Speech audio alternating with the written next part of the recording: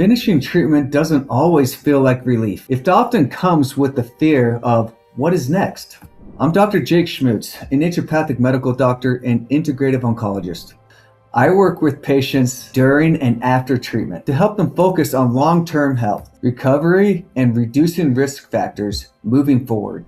So recurrence with breast cancer is a huge concern. There's cancer stem cells that are circulating, or there's other CTCs that are circulating throughout the bloodstream, which then can implant somewhere else throughout the body and form a cancer. The factors that encourage recurrence risk is a suppressed immune system or a weakened immune system.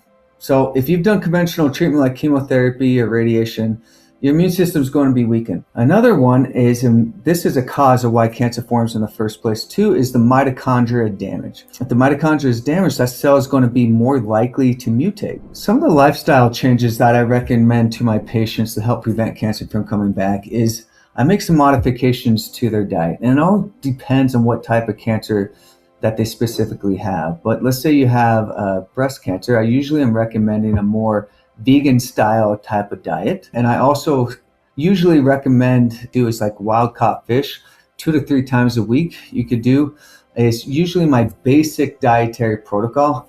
Now, some of my patients, I'm going to be doing more of a plant-based ketogenic diet. So that's key, more plant-based. I want to make sure that people are getting enough sleep, at least 7 to 9 hours a day. We want some type of exercise. And usually I like to get the heart rate up. When we look in the research, we're wanting to get our heart rate up at about 60 to 70% of our VO2 max, up to 5 days a week. At bare minimum, 3 days a week, 5 days a week would be even better.